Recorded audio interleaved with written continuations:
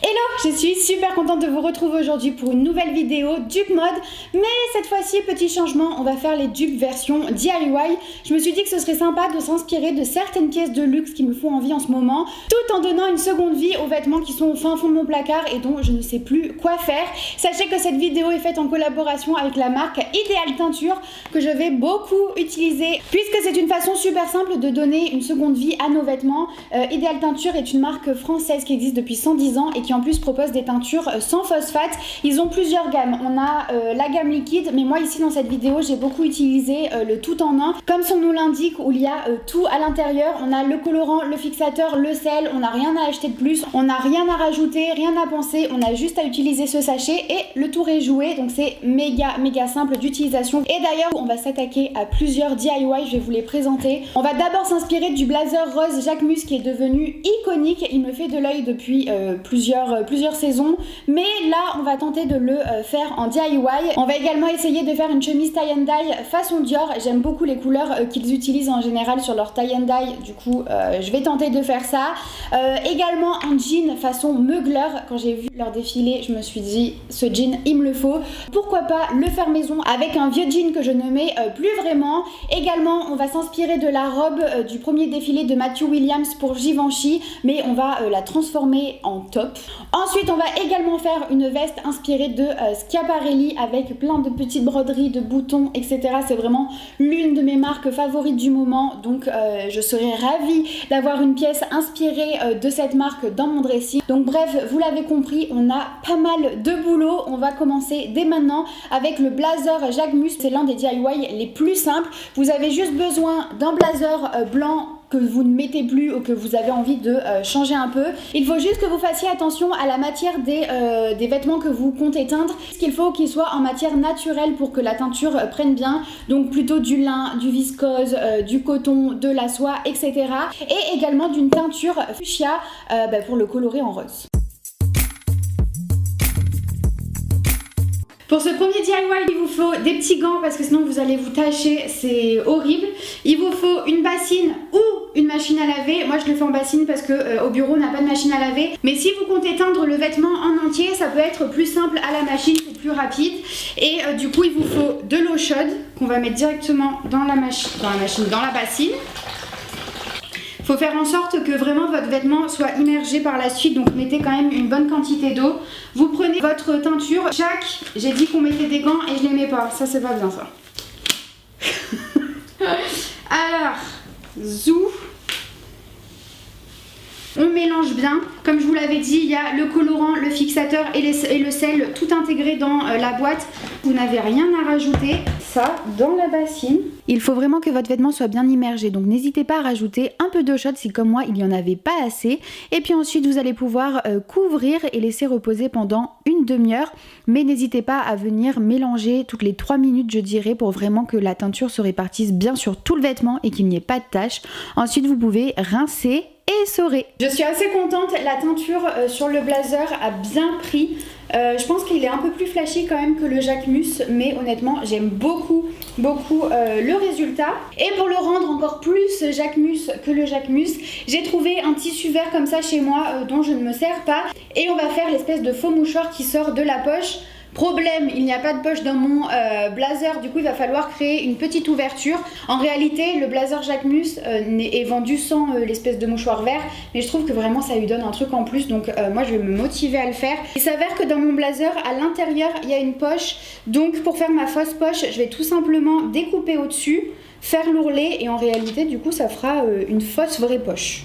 Tadam, voici le résultat, je suis hyper contente, la teinture a quand même très bien pris et je trouve le contraste de couleurs avec le petit mouchoir vraiment magnifique, ça fait toute la différence, les deux couleurs vont vraiment très bien ensemble. Le petit bémol c'est peut-être que mon blazer est un peu rigide par rapport à celui de Jacquemus, mais le but c'était vraiment de donner une seconde vie aux vêtements que je n'utilisais plus, donc là c'est vraiment ce que j'ai fait, j'allais pas acheter un blazer exprès, mais privilégier peut-être un blazer un peu plus fluide que moi, mais honnêtement je suis quand même très contente du résultat.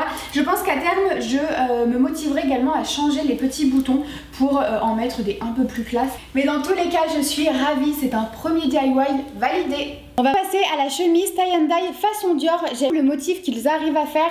Je ne suis pas certaine que j'arriverai à refaire exactement le même, mais je vais essayer et j'aime beaucoup également la couleur qu'ils utilisent. Moi j'ai décidé d'utiliser le bleu cobalt. Je pense que pour le printemps là il va être un peu électrique, c'est pas mal, mais selon vos goûts peut-être que le marine conviendra le mieux. À voir. Et on va essayer de faire ce fameux tie and dye.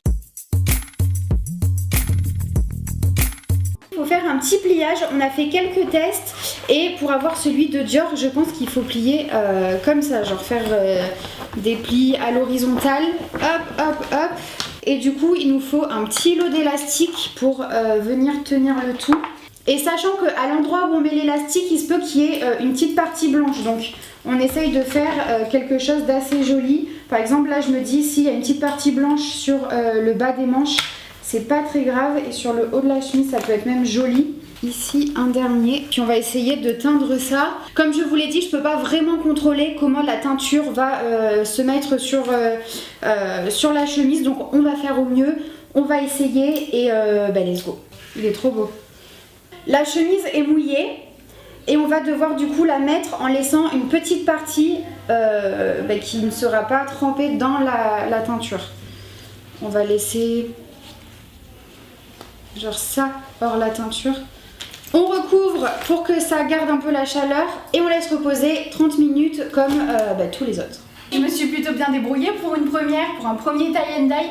Je le trouve assez réussi, j'aime beaucoup le résultat. Je suis contente que les parties que j'ai voulu laisser blanches soient vraiment restées blanches et que la teinture n'est pas trop pavée. Le bleu a super bien pris, j'adore la couleur.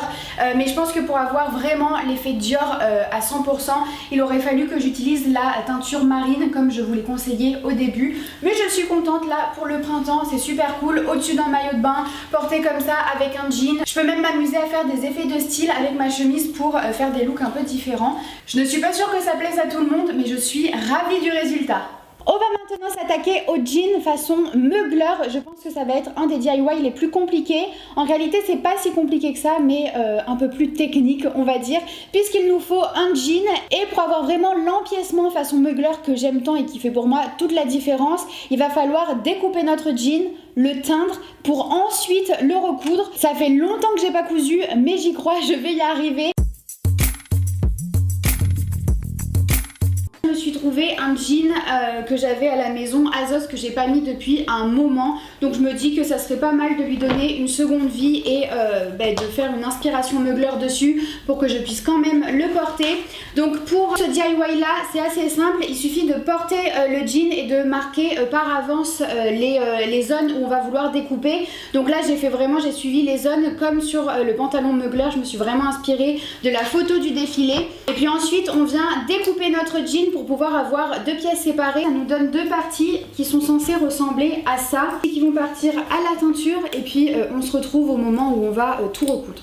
Une fois tout c'est qu'on se retrouve donc avec notre jean bleu mais avec des grosses découpes à l'intérieur et nos petites parties qu'on a coupées qui sont teintes en noir, et on va venir associer les deux pour être sûr après de bien coudre et que tout reste en place et qu'on sache exactement quoi coudre avec quoi. On va peut-être partir déjà de couture sur couture, comme ça nous fait un bon premier repère, et après on va tout assembler ensemble. Tout correspond, tout est bon, et on n'a plus qu'à tout coudre à la machine à coudre, et puis après on se retrouve pour le résultat.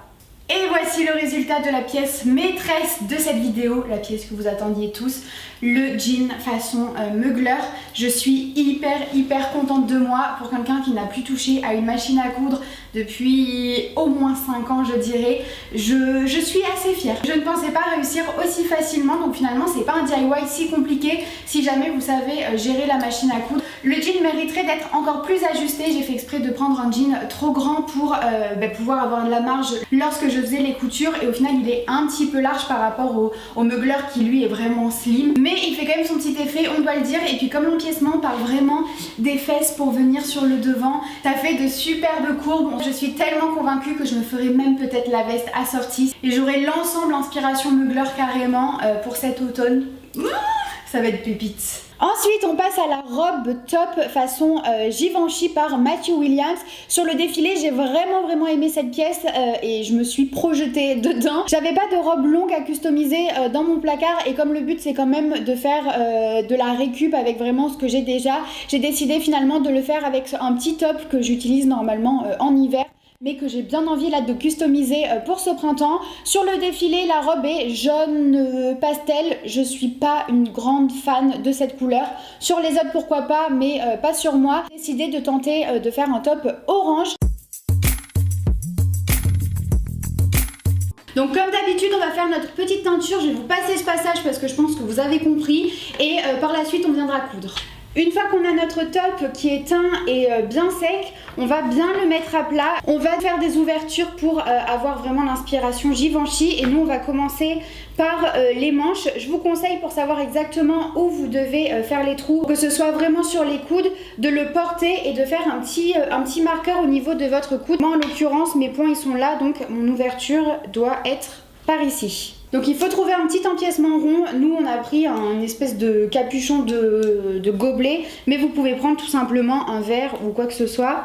Et hop, vous faites des petits marqueurs comme ça pour savoir où est-ce que vous allez devoir couper. Maintenant on va s'attaquer à l'ourlet et pour cela on va retourner le pull pour qu'il soit vraiment à l'envers, qu'on ait la couture à l'intérieur. On va venir juste plier comme ça. Ça nous donne un petit ourlet comme ça qu'on va venir coudre tout au long. Une fois cousu, ça nous donne un petit ourlet comme ça fait déjà un peu plus propre. Mais pas d'inquiétude toujours s'il n'est pas tout à fait net, puisqu'on va ajouter des petites broderies, des petits trucs. Alors nous on a pris des anneaux, on a pris des perles. Donc on va venir les broder tout autour pour faire vraiment l'effet Givenchy jusqu'au bout. Voilà ce que ça donne, le orange est juste magnifique, je ne regrette pas du tout d'avoir choisi cette couleur et les broderies donnent vraiment un petit plus. Je l'ai fait pour l'instant que sur les bras, c'est pas dit que je me motive pas un de ces quatre à faire également le dos, mais franchement c'est un peu long. Si jamais vous souhaitez faire ce DIY, sachez que vous allez passer des petites soirées à broder parce que c'est plus long que ce qu'on pense. C'est un petit top coloré hyper sympa pour l'été et assez mode avec ces petits détails, on les verra pas sur tout le monde. Et même si c'est un DIY assez long, il est pas très compliqué. Donc honnêtement, si ça vous plaît, je vous recommande de tester parce que ça donne vraiment un petit plus à un top ou même peut-être une robe si vous souhaitez le faire vraiment à la manière de Givenchy. On va continuer avec le blazer façon Schiaparelli. C'est un DIY pour le coup assez simple. Vous aurez besoin d'un blazer de la couleur de votre choix. Pour ma part, j'ai pris un blazer noir, mais vous prenez ce que vous avez dans votre placard ou vous pouvez même en teindre un si vous voulez le moderniser un peu. Et puis ensuite on va faire notre petite broderie façon Schiaparelli. J'ai hâte de voir le résultat, je pense que ça va être sympa. Comme je vous le disais, moi j'ai choisi un blazer tout noir que j'adore en plus puisqu'il s'agit de mon blazer weekday qui est assez loose, assez large. Et je vais le custom façon Schiaparelli en mettant tout simplement des broderies, des boutons sur le bas du blazer. Donc pour faire ça, j'ai tout simplement récupéré plein de petits boutons. Je suis restée dans les coloris dorés, blancs. On peut faire avec des petites perles également si on veut broder. Et j'ai décidé de faire le truc un peu différemment, de le faire à ma sauce. Je vais pas réellement coudre les boutons sur mon blazer, mais en fait je vais en faire des petits pins pour pouvoir les enlever quand je le veux. Pour ce DIY, le plus gros du travail à faire, c'est vraiment préparer cette histoire de petits pins pour pouvoir venir custom notre blazer. Je crois que c'est l'un de mes DIY favoris, j'adore le résultat. J'ai pris le parti pris de vraiment mettre les broderies pins sur le bas du blazer et sur les manches. Mais vous pouvez totalement en mettre sur tout le blazer si vous voulez vraiment un look Schiaparelli à fond. Vous pouvez totalement aussi imaginer de le porter en tailleur pour des looks un peu plus cocktail. Et même pourquoi pas customiser un pantalon pour aller avec, pour faire le truc à fond. Je suis complètement fan, surtout que comme personnellement j'ai utilisé la technique des pins, il me suffit de les enlever si je veux retrouver mon blazer tout noir, d'en mettre plus si je veux faire un full look, de mettre mes pins sur d'autres blazers si je veux customiser d'autres blazers. Enfin bref, c'est un DIY 100% validé. Je vous conseille de le tester. Et pour finir, j'ai un petit bob que j'ai envie de customiser. Donc vous allez voir, on va le faire un peu manière Prada, un peu un bob de luxe. Comme beaucoup d'autres vêtements, j'ai décidé de le teindre et j'ai choisi la couleur noire puisque c'est assez passe-partout.